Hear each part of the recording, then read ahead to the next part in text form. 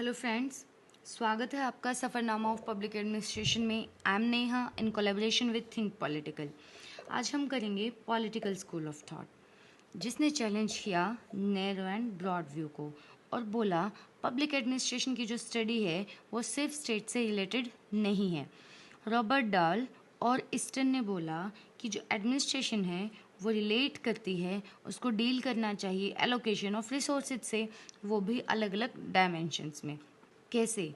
Public administration is authoritative allocation of values, जिसे government decide करती है कि किस स्टेक होल्डर को कितने रिसोर्सेज मिलेंगे, किस डिपार्टमेंट में कितने रिसोर्सेज जाएंगे। लाइक अगर डिफेंस है तो कितने मिलेंगे, और अगर है पंचायत का डिपार्टमेंट है तो कितने मिलेंगे, और रेलवे है तो रिसोर्सेज कैसे एलोकेट होंगे। और सेम वे में नेक्सल एरिया है, या कहीं पे फ्लड आई है, या कहीं कोई पीसफुल एरिया है, तो वहाँ पे जो एडमिनिस्ट्रेशन है गवर्नमेंट की, जो एलोकेशन ऑफ रिसोर्सेज है वो चेंज हो जाएगा।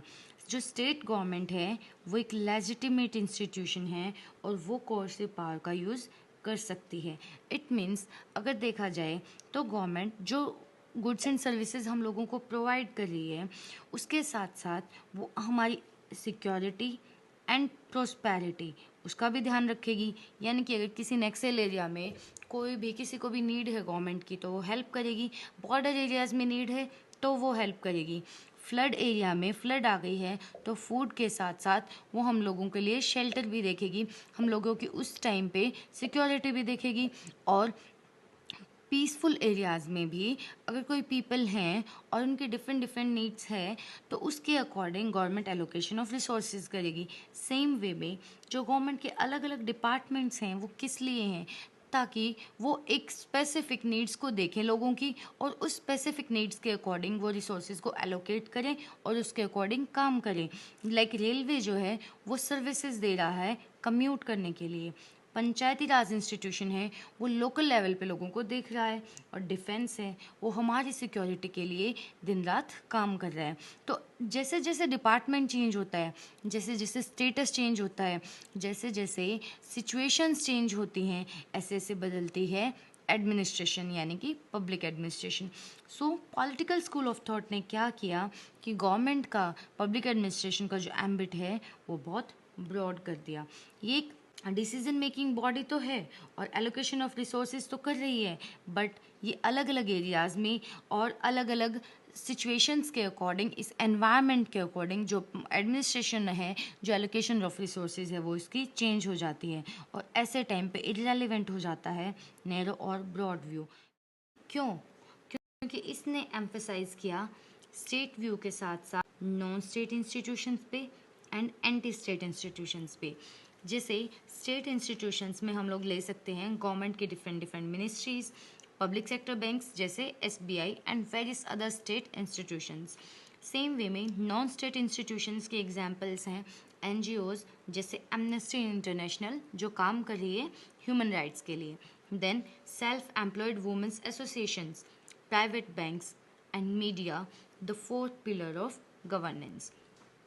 Then there are anti-state institutions जैसे कि United Liberation Front of Assam and Naga are Northeast insurgents groups.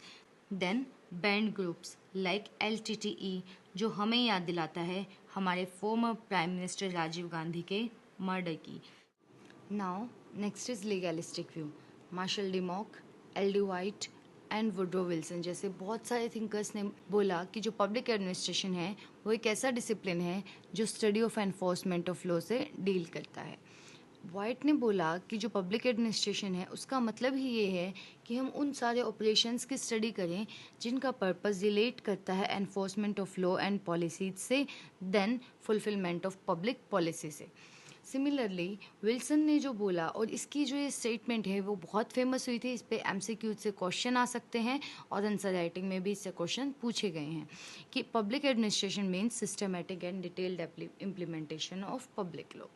Then public administration को सिर्फ एक एस्पेक्ट से कन्फाइंड करना क्या ठीक है, जैसे कि या पॉलिसीज़ को रियलिटी में कन्वर्ट करने से या सिर्फ लीगलिस्टिक एस्पेक्ट से।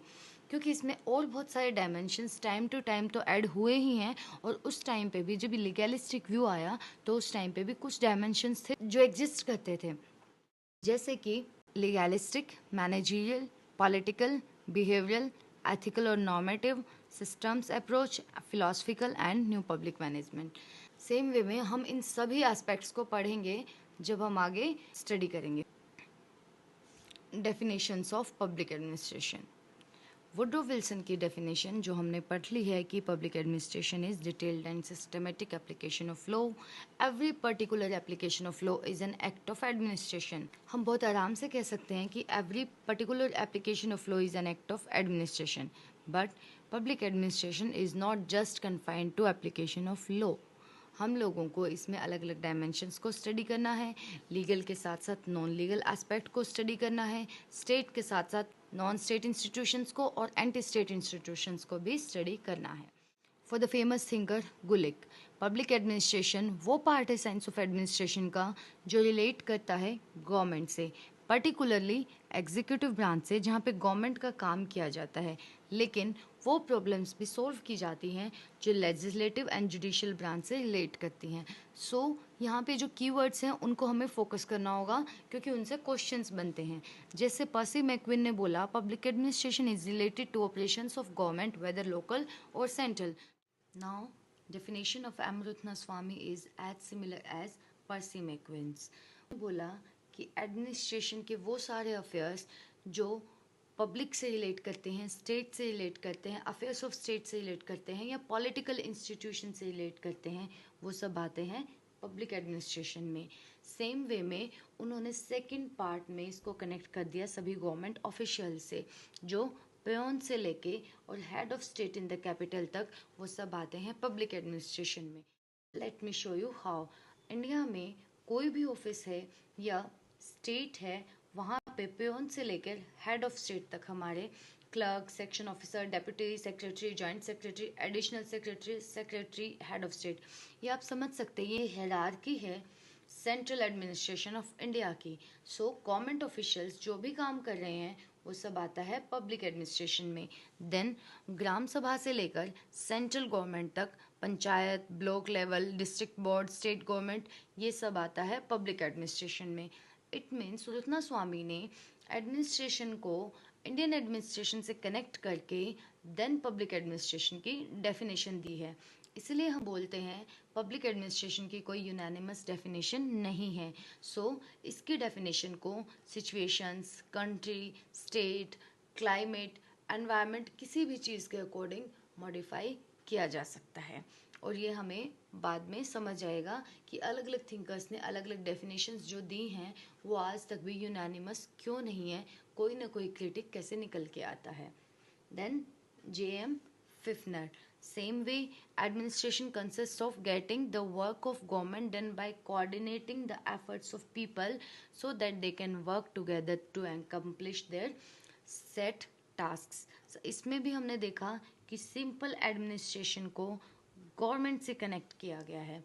जब हमने एडमिनिस्ट्रेशन को पढ़ा था तो हमने देखा था कि वो किसी भी एडमिनिस्ट्रेशन किसी भी लेवल पे हो सकती है, कोई भी पर्सन कर सकता है, कोई भी इंस्टीट्यूशन कर सकता है। With these definitions we are cleared with the definition of public administration that whenever administration is connected with public, government, state, country, any government official or any level of government, then it is known as public administration. Now next is public will. Will means welfare. Here again we'll study it in two parts, as a discipline and as a practice. As a discipline, अगर हम public administration को देखें तो हम इसमें study करते हैं welfare related to the government, and then as an activity अगर हम इसको देखें तो वो सारी एक्टिविटी जो वेलफेयर ऑफ पीपल से रिलेटेड है वो इसकी प्रैक्टिस में इंक्लूड होती है। और इसको बहुत सीवियरली क्रिटिसाइज किया गया है। क्यों? क्योंकि जैसे लीगलिस्टिक व्यू में लॉ से बाउंड कर दिया था और कन्फाइंड कर दिया था पब्लिक एडमिनिस्ट्रेशन को, सेम हेयर जस्ट वेलफेयर से रिलेटेड पब्लिक एडमिनिस्ट्रेशन नहीं हो सकती। क्यों? क्योंकि जैसे स्टेट के साथ में नॉन स्टेट इंस्टीट्यूशंस और एंटी स्टेट इंस्टीट्यूशंस थे, वैसे ही जो एक्टिविटीज़ होती हैं गवर्नमेंट की वो सिर्फ और सिर्फ डेमोक्रेटिक नहीं होती। देखा जाए तो सबवर्जन एंड ऑपरेशन जैसी एक्टिविटीज़ भी होती हैं जो दिख सकती हैं डेमोक्रेटिक बट है नहीं। जैसे मुशर्रफ ने पाकिस्तान में तख्ता पलट किया था 1999 में। तो वहाँ पे क्या हुआ कि जब तख्ता पलट किया तो उस टाइम पे नवाज शरीफ की इलेक्टेड गवर्नमेंट को ओवरथ्रू किया और दिखाया कंट्रोल रेफरेंडम से कि हम लोग डेमोक्रेसी को लेके आ रहे हैं। बट वो सिर्फ एक ड्रामा था। वो था military takeover disguised as restoration of democracy and known as subversion। पर डेमोक्रेटिक तो नहीं है, वेलफेयर तो नहीं हो रहा, बट पब्लिक एडमिनिस्ट्रेशन तो है ना, क्योंकि एडमिनिस्ट्रेटिव एक्टिविटीज हो रही हैं जो रिलेट करती हैं पब्लिक से। Then there is operation. जो एक्टिविटी इंडिया में हुई थी 1975 टू 77 में by Indira Gandhi in the name of internal disturbance under article 352। तो उसमें क्या किया गया था, उसमें सस्पेंशन हुआ था फंडामेंटल राइट्स का, censorship, mass arrest and force sterilisation drives.